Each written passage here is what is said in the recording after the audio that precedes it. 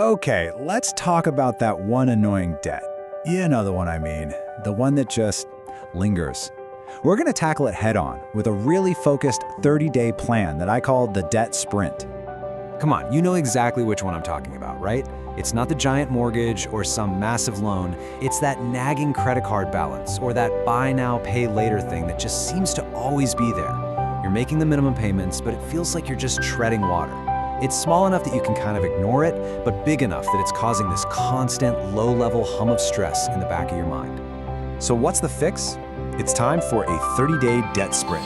I want you to think of this as a short, super intense mission.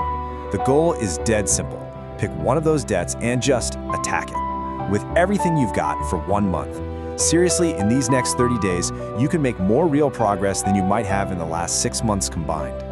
But hang on, before we get into the how, let's talk about the why. You know, why do those big, grand, I'm gonna get out of debt plans so often just fizzle out? Let's break down where things usually go wrong. You know, I think this is the core mistake most of us make. We treat getting out of debt like this endless marathon with no finish line in sight. The goal is huge, the timeline is fuzzy, sometime in the future, right? And the plan relies on whatever money might be left over at the end of the month. The sprint completely flips that script. We're talking one specific target, a ticking 30-day clock, and a real, front-loaded system to find the money you need. And let's be totally honest about why this old way fails. A goal like, I'll pay off all my debt, well, it's just too big. It's paralyzing. A vague timeline like over the next few years creates absolutely zero urgency. In the classic method, I'll use what's left over. Well, what's usually left over? Exactly, nothing. It's a perfect recipe for feeling like you're just spinning your wheels. Okay, enough about what doesn't work. Let's forget all that. It's time to get into the actionable plan that you can start, like, right now. Let's build your 30-day sprint. We're going to break this down into 3 super simple, totally manageable steps. First, we pick our opponent. Second, we figure out our ammunition. That's your sprint number. And third, we execute the mission, week by week. It really is that straightforward. Step 1 is all about getting clarity. So I want you to actually do this. Grab a piece of paper, open a note on your phone, whatever. Write down your smaller debts, the type, the balance, the interest rate. Just getting it all out of your head and onto a screen or paper is an incredibly powerful first move. So now you're looking at your list. Which one do you choose? Here's the secret sauce. We're going to use what's called the mini snowball approach. For this sprint only, I want you to ignore the interest rates and pick the debt with the smallest balance. Why? Because this is all about psychology. We are hunting for a quick win. Clearing a debt, any debt, builds this powerful momentum that you can ride for months.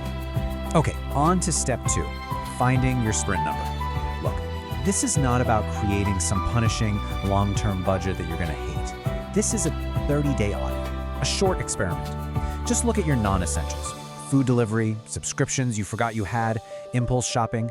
Pick just 1 to 3 areas where you can pull back for this month only. Add up the cash you think you can free up, boom, that's your debt sprint number. And here is the mission itself, broken down week by week. Week 1 is all about taking immediate action. Find that cash, cancel a subscription, pause the food delivery, maybe sell something you don't use anymore. Week 2, you attack early.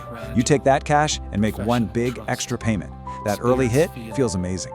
Week 3 is about holding the line, staying disciplined. And week 4, that's the final push. You make one last payment to see just how much damage you can do to that balance. All right, the plan is solid, right? But now we have to talk about the biggest hurdle, the real battlefield, which is your own brain. Let's get ahead of the psychological traps that are definitely coming for you. I can almost guarantee you are going to hear this little voice in your head. It's going to whisper, "Come on, this extra 500 rupees, it's not going to change anything." But here's how you reframe that. This month isn't just about the money. It's about building a new identity. You are becoming a person who attacks debt on purpose. And every single rupee is a vote for that new identity. And then there's this one, the rebound effect. After a week of being super disciplined, your brain will scream for a reward. And the solution is not to ban all treats forever. No way.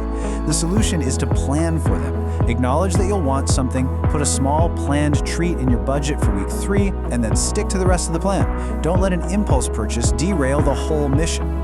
So to keep yourself in the game, try these 2 powerful little tricks. First, make your progress visual. I'm serious. Draw a simple bar chart and color it in as you pay the debt down. Seeing that bar shrink becomes weirdly addictive. Second, tell one person your goal, just one trusted friend. The simple act of saying it out loud to someone else makes you so much more likely to actually stick with it. So what happens when the 30 days are up?